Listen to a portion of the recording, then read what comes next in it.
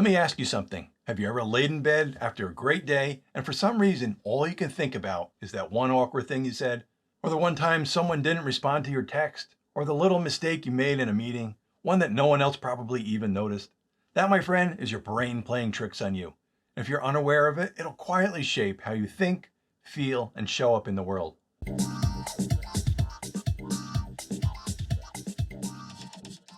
Today we're talking about something called negativity bias, and more importantly, how to stop it from running the show. So first off, let's clear this up. You're not broken. There's nothing wrong with you for focusing on what went wrong. You're not too sensitive. You're not overthinking everything just because you're dramatic. Your brain is just doing what it was designed to do. See, this negativity bias is something we inherited. It goes way, way back to when survival was all that mattered. Back when a wrong move might mean getting eaten by a predator or eating a poisonous plant. Our ancestors didn't have the luxury of optimism. They had to be cautious, hyper-aware, constantly scanning for threats. Imagine two people walking through a forest. They hear rustling in the bushes. One of them thinks, probably just the wind. The other freezes and thinks, could be a predator. Who's more likely to survive? Exactly. The second person who assumed the worst lived to pass on their genes. And generation after generation, we became increasingly tuned into what could go wrong. And now, here we are, thousands of years later, living in modern homes with food in the fridge, scrolling social media, going to work, navigating relationships. Our brain still thinks it's in survival mode. Only now, instead of tigers and wildfires, it's emails, awkward conversations, and rejection that set off the alarm bells. Let me give you a real example. A few years ago, I went to a friend's party. Great people, good energy, I had fun. On the way home, I felt good, till I remembered one thing I had said came out awkward, and then my brain latched onto it. Did she think I was rude? Was that weird? Why did I say that? And that was it. All my joy was gone the rest of the night, replaced by this loop in my head. That's the negativity bias in action. It hijacks your attention. It filters everything through the lens of what went wrong. The worst part is, you don't even realize it's happening most of the time. It feels real. It feels important. But it's just your brain trying to protect you by focusing on threats that don't exist. So how does this show up in everyday life? Let's break it down. Ever look back on a childhood that wasn't all bad, but all you can remember are the tough moments? The time you get yelled at, the teacher who embarrassed you, the heartbreak that left you in pieces. Those memories stick because the brain gives them more weight. Positive memories fade faster unless we intentionally hold on to them. But the negative ones, your brain's like, better keep this so we don't mess up again. So let's say you post something online. 10 people commented, this is amazing, and one person said, this is dumb. Which comment do you think about all day? Yep, the dumb one. Even though you get 10 times more love, that one bit of criticism sticks. It hurts. You start doubting yourself. I remember when one of my early videos blew up, thousands of views, tons of support. But one guy said something nasty, and I swear it took up my space in my head for hours. I had to talk myself out of spiraling. Your brain gives more airtime to threats, real or perceived, because that's how it's wired. Negativity bias also shows up when you're trying to make choices. Starting a business, taking a risk, speaking up. You immediately think, what if I fail? What if people laugh? What if I waste my time and end up broke? But how often do we stop to ask, what if it works? What if I grow? What if this changes everything for the better?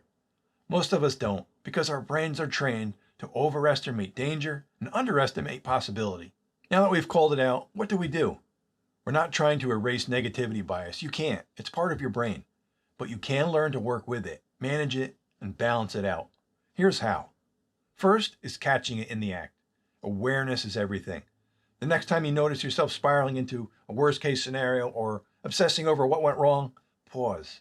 Just notice it. Say, there it is. My brain's trying to protect me. That little shift, calling it out instead of getting lost, puts you back into control. The second is reframing it. This isn't about toxic positivity or pretending everything's great when it's not. It's about balance. If you're going to look at what could go wrong, you owe it to yourself to always look at what could go right. So try asking, what's the best possible outcome here? What could this teach me? Is this fear based on fact or just habit? This is called cognitive reframing, and it's powerful. It's not fluff, it's rewiring your brain. The third is practicing gratitude. I used to think gratitude journals were kind of cheesy, But then I started doing it for real. Not as a box to check off, but as a daily practice, right after my breath work in the morning. And what I noticed was wild. I started seeing more good things throughout the day. My brain, without even trying, started noticing what was working instead of what was going wrong. That's your reticular activating system doing its job. It filters what you focus on, and if you train it to look for the good, that's what you'll start to see. Fourth is your environment. Have you ever noticed how being around negative people drains you? Or how watching too much news makes the world feel awful, even when your own life is okay? That's because negativity bias doesn't just live in your head, it feeds off your environment. So pay attention to what you're surrounding yourself with. The people you hang out with, the media you consume, the conversations you have, the way your space makes you feel. Choose more of what uplifts you, not to hide from the world, but to give your nervous system a break.